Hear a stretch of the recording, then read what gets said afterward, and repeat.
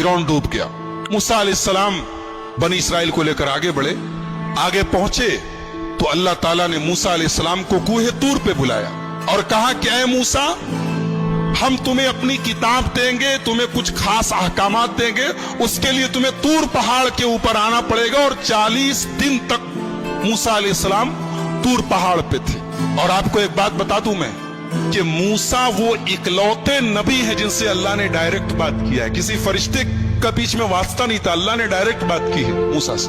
जब भी बात की है डायरेक्ट बात की है। तो हजरत मूसा ने कहा किया, अल्लाह मैं आपको देखना चाहता हूं। अल्लाह ने कहा लन तरानी, तो मुझे कभी नहीं देख सकते। बाज उलमा ने कहा है कि अल्लाह ताला को मूसा ने कहा लन तरानी, अल्लाह ने कहा तुम मुझे कभी नहीं देख सकते।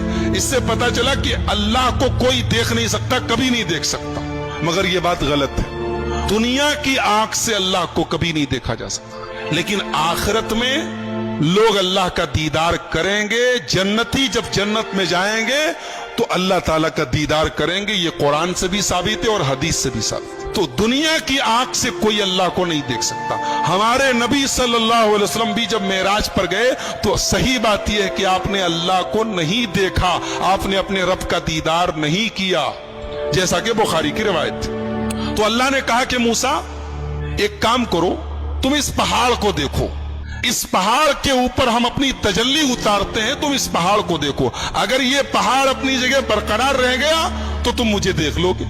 फलम्मा तजल्ला रब्बुहु लिल जबली जअलहु दक्का, जब अल्लाह ने अपनी तजल्ली उतारी है पहाड़ के ऊपर, पहाड़ रेजा रेजा हो गया। वखर्र मूसा सईका, और मूसा बेहोश होकर गिर पड़े।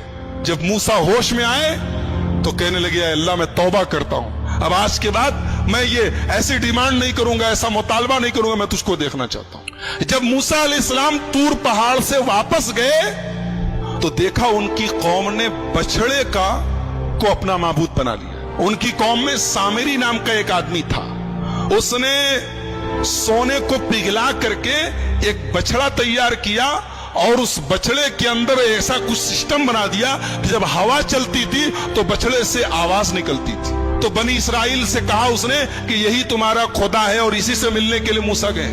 तो बनी इसराइल उसके आगे सजदा करने लगे। जब मूसा अलैहिस्सलाम आए और देखा कि उनकी कौम बछड़े की इबादत में लग गई है तो सबसे पहले अपने भाई हारून को पकड़ा, जिनको अपना जानशीन बना के गए। अपने भाई हारून की दाढ़ी पकड़ ली और कहा कि मैंने तुझको अपना जानशीन बनाया था, तूने यही मेरी जानशीनी निभाई है, मेरी कौम बछड़े की इबादत में लग गई।